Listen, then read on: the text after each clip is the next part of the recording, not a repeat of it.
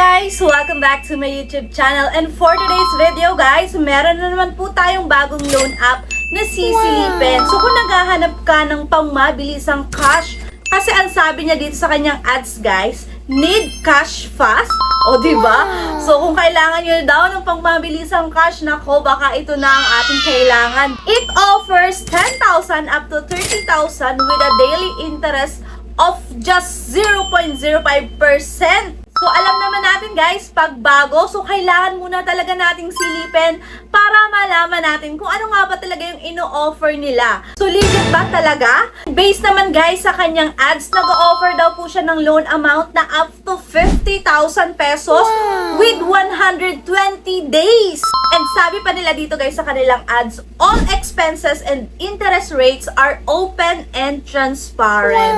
So, ayan. So, dun pa lang guys sa kanilang ads, transparent naman daw sila. So, check natin kung transparent ba talaga sila. And after submitting the loan daw guys, we will complete the review within 3 minutes. So, 3 minutes lang guys ang kailangan natin na paghihintay at malalaman natin kung approve ba tayo o reject dito sa loan app na to.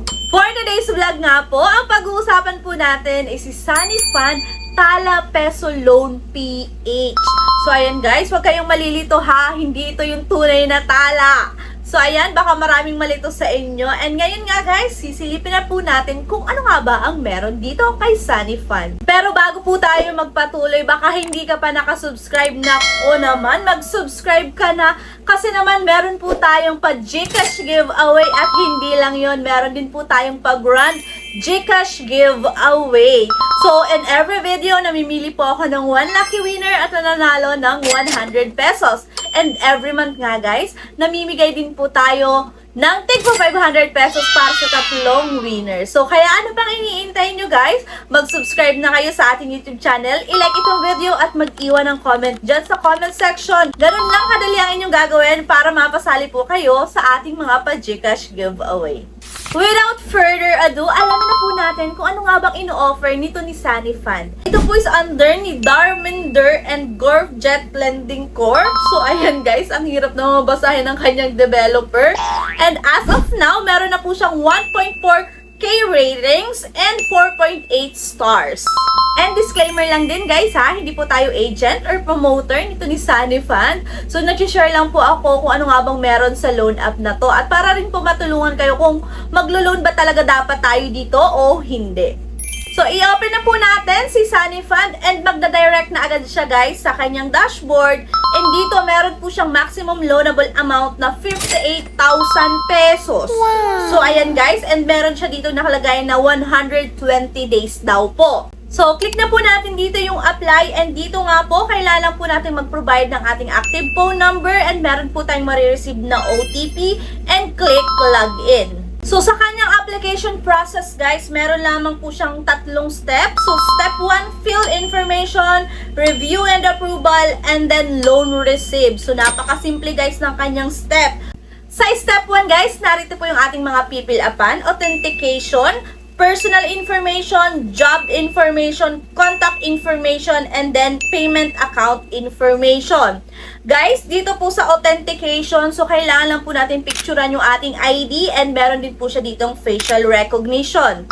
Ang mga recommended ID type naman po dito is UMID, driving license, passport, TIN, SSS, voter's ID, health card, and national ID. Kung wala po kayo ng mga nabanggit, meron pa po siya ditong other options, which is postal ID, PRC, and pag-ibig. And then after that is personal information, job information, and then emergency contact. So dito guys, 3 lang po ang kanyang hinihingi na emergency contact. So make sure nyo lang guys, nakakilala nyo lang po talaga ang inyong mga ilalagay o mga kapamilya nyo lang kasi just in case po na mag-text or tumawag, diba? Next is payment account information. So, available guys dito si e-wallet and bank. Sa e-wallets naman guys, available po dito si Gcash, si Paymaya, si Coin, si GrabPay, Shopee, and OmniPay. Pero kalamitan naman guys, diba, Gcash lagi yung ginagamit natin. So, ako guys, Gcash lang. After po natin ma-provide lahat ng information, so ayan guys, meron na po siyang check lahat.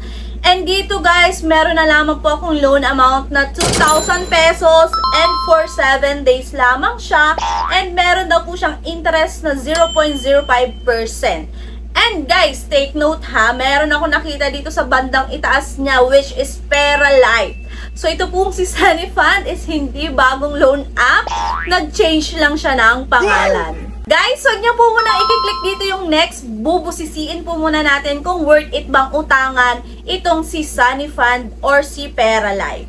And ayan nga, ang loan amount po na offer sa akin is 3,000 pesos. 7 days lamang siya. So, ekes guys, yung 120 days. Hindi totoo yung 120 days.